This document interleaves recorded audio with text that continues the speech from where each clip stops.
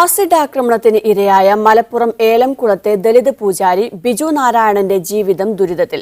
ആക്രമണത്തിന് ശേഷം ക്ഷേത്രത്തിലെ ജോലി നഷ്ടമായി. ഭക്ഷണത്തിനും ചികിത്സയ്ക്കും വകയില്ലാതെയാണ് ബിജു നാരായണന്റെ ഇപ്പോഴത്തെ ജീവിതം. കഴിഞ്ഞ മാസം 7-നാണ് പട്ടാമ്പി വിളയൂരിലെ താമസ സ്ഥലത്തു നിന്നും ക്ഷേത്രത്തിലേക്ക് നട തുറക്കാനായി പോകുമ്പോൾ ബിജു നാരായണന് നേരെ ആസിഡ് ആക്രമണം ഉണ്ടായത്. ഇതിലെ പ്രതികളെ പിടികൂടാൻ പോലീസിനായിട്ടില്ല. തന്റെ ജാതി അറിഞ്ഞതോടെ ക്ഷേത്രത്തിലേക്ക് തിരിച്ചു വിളിക്കാൻ ഭാരവാഹികൾ തയ്യാറായില്ലെന്ന് ബിജു പറഞ്ഞു. ചില ആളുകൾക്ക് എൻ്റെ ജാതി അറിഞ്ഞിരുന്നില്ല. പിന്നീട് ജാതി പബ്ലിക്കായിട്ട് എല്ലാവരും അറിഞ്ഞല്ലോ. അപ്പോൾ അതിന് ശേഷമാണ് തോന്നുന്നത് അവർ വേണ്ട വിധത്തിൽ പിന്നെ നമ്മൾ പോവാന്ന് പറയുമ്പോഴും പോകണ്ടെന്നും പറഞ്ഞില്ല, പിന്നെ തിരിച്ചു വരണമെന്നും പറഞ്ഞില്ല. അപ്പോൾ അതുകൊണ്ട് തന്നെ പിന്നെ അവിടെ അവർക്ക് നമ്മളെ ആവശ്യമില്ല തോന്നി.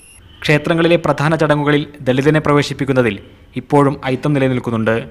തൃശ്ശൂർ പൂരത്തിന് അതിൻ്റെ ഇലഞ്ഞിത്തറ മേളം പോലുള്ള മേളങ്ങൾക്കൊന്നും മുൻവരിയിൽ നിന്നിട്ട് കൊട്ടാനുള്ള അധികാരം ഇതുവരെ എൻ്റെ ആളുകൾക്ക് കിട്ടിയിട്ടില്ല.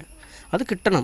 കിട്ടിയിട്ടില്ല. അതുകൊണ്ട് തന്നെ നമ്മൾ ശക്തമായിട്ട് ഞാൻ പറഞ്ഞുകൊണ്ടിരിക്കുന്നത് അതുതന്നെയാണ്. തിരുവിതാംകൂർ ദേവസ്വം ബോർഡിൽ നിന്നും ആദ്യമായി താന്ത്രിക പഠനത്തിൽ അംഗീകാരം നേടിയ ദളിതനാണ് ബിജു. ഭാര്യയ്ക്കും 2 മക്കൾക്കുമൊപ്പം വാടക വീട്ടിലാണിപ്പോൾ ബിജുവിൻ്റെ താമസം. V K Suhail, media 1, Malappuram.